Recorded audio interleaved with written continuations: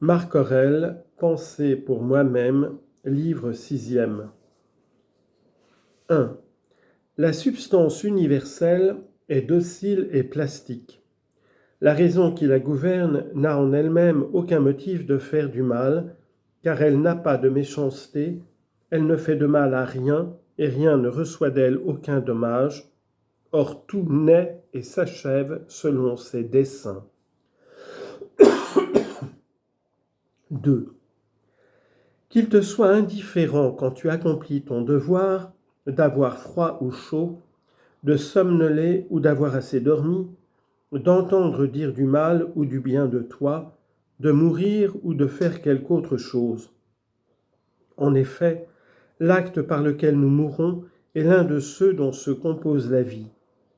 Il suffit donc pour celui-là aussi de bien disposer l'affaire présente.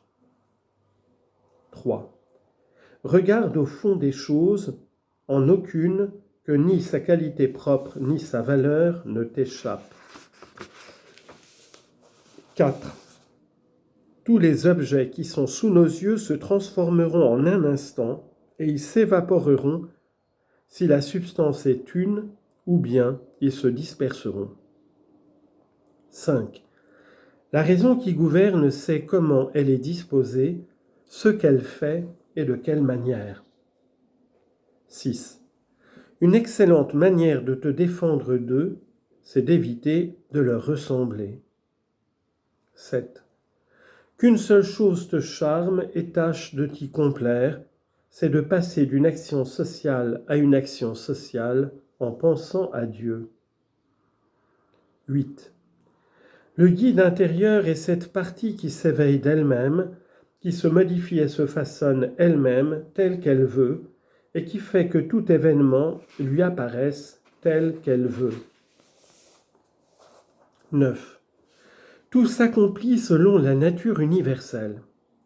Ce ne saurait être selon une autre nature qui serait ou extérieure au monde et le contenant, ou contenue en lui, ou extérieure et indépendante.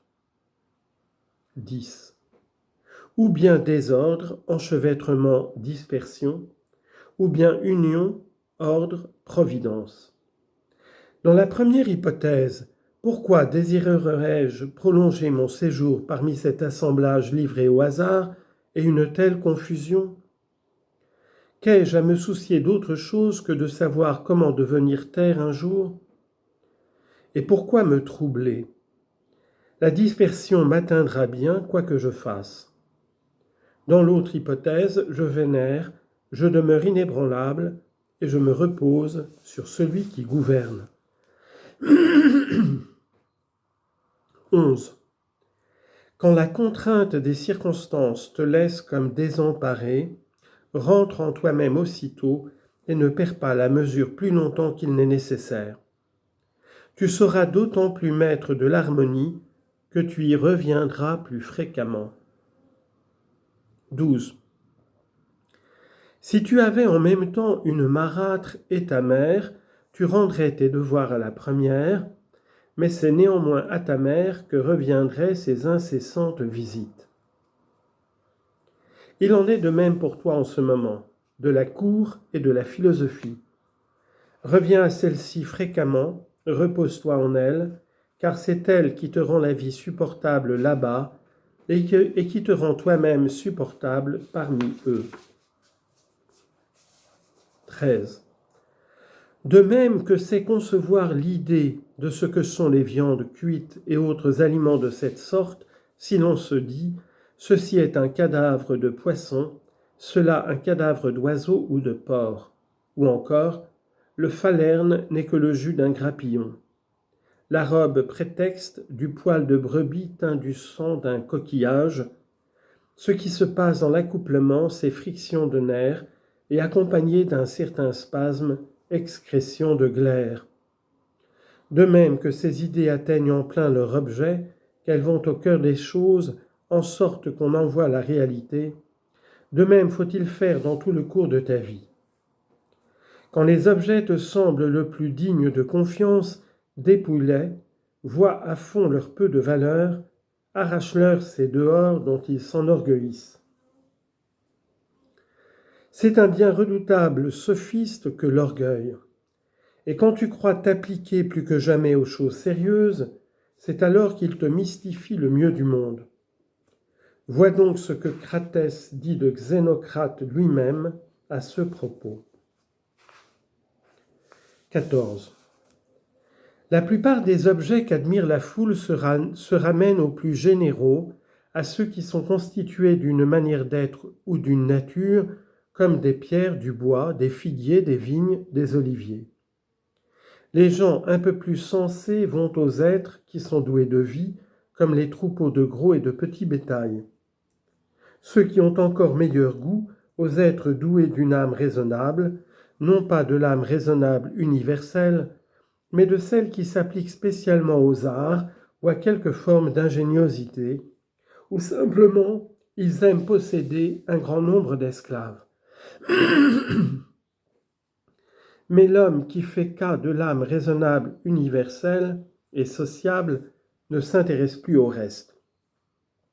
Avant tout, il tâche de sauvegarder en son âme propre des dispositions et des mouvements conformes à la raison et au bien social, et il aide son parent à atteindre ce but.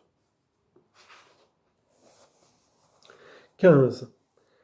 Toujours parmi les choses, les unes se hâtent d'être, les autres d'avoir été. Et de ce qui vient à être, une partie s'est déjà éteinte. Écoulement et transformation renouvellent le monde constamment, comme la fuite incessante du temps renouvelle à mesure la durée infinie. Au milieu de ce fleuve, lequel de ces objets qui passent en courant pourrait-on estimer, puisqu'on ne peut faire fond sur aucun ? C'est comme si l'on se prenait à aimer l'un de ces moineaux qui passent à tire-d'aile. Il a déjà disparu à nos yeux. La vie même de chacun de nous est quelque chose de comparable à l'évaporation du sang et à l'aspiration de l'air. En effet, l'air, une fois aspiré, nous l'expirons, ce que nous répétons à chaque instant. Tu ne fais guère autre chose quand toute la faculté respiratoire acquise hier ou avant-hier à ta naissance, tu la rends à la source d'où tu as tiré ton premier souffle. 16. Ce n'est pas de transpirer comme les plantes qui a du prix, ni de respirer comme les bestiaux et les fauves, ni de recevoir des impressions par l'imagination, ni d'être tiraillé comme des marionnettes par les instincts, ni de paître avec le troupeau, ni de se nourrir, opération analogue à celle par laquelle on expulse le déchet des aliments. Qu'est-ce donc qui a du prix ? Soulever des claquements de mains ? Non, certes. Ce n'est donc pas non plus de soulever des claquements de langue, car les louanges de la foule ne sont que claquements de langue. Tu as donc renoncé ainsi à la gloriole. Que reste-t-il qui soit digne d'estime ? À mon sens, c'est de se mettre en mouvement et de s'arrêter selon sa propre constitution, but où conduisent les études et les arts. En effet, tout art se propose d'atteindre ce résultat, que la méthode constituée soit bien appropriée au but en vue duquel on l'a constituée. Le pépiniériste vigneron, l'homme qui dompte des chevaux ou qui s'applique au dressage des chiens ont cette ambition. Et les méthodes d'éducation et d'instruction, à quel but tendent-elles directement ? Voilà donc ce qui a du prix. Si tu y réussis, tu ne chercheras plus d'autres biens. Ne cesseras-tu pas d'estimer encore bien d'autres choses ? Ne te rendras-tu pas libre, capable de te suffire sans passion ? C'est qu'il est fatal d'envier, de jalouser, de soupçonner ceux qui pourraient te ravir ces biens, ou de tendre des embûches à ceux qui détiennent ce que tu estimes.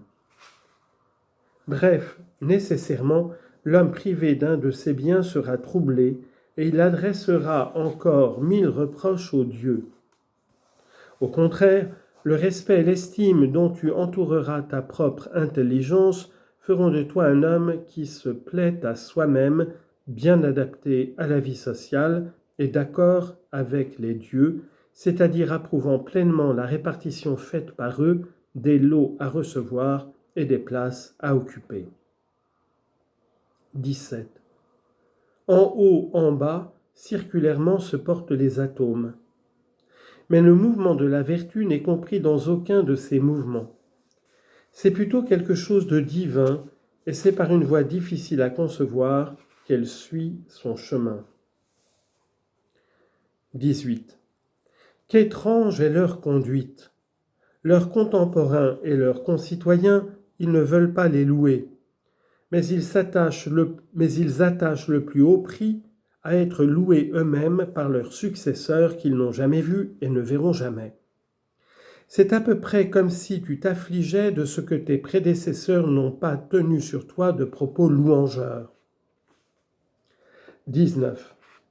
Ne va pas, si tu trouves quant à toi qu'une chose est difficile à exécuter, supposer que c'est impossible à l'homme. Mais ce qui est possible et naturel à l'homme, crois que tu peux y atteindre toi aussi. 20. Dans les exercices du gymnase, quelqu'un de ses ongles nous a égratignés, ou se jetant sur nous nous a meurtris d'un coup de tête. Cependant, nous ne manifestons pas, nous ne nous offensons pas, nous ne le soupçonnons pas de nous vouloir du mal à l'avenir. Certes, nous nous gardons de lui, mais non comme d'un ennemi, ni avec méfiance. Nous l'évitons bienveillamment. Qu'il en soit à peu près de même dans les autres moments de la vie. Négligeons beaucoup de choses de la part de ceux qui sont, pour ainsi dire, nos compagnons de gymnase. Il est possible en effet, comme je disais, de les esquiver sans nous défier d'eux ni les haïr.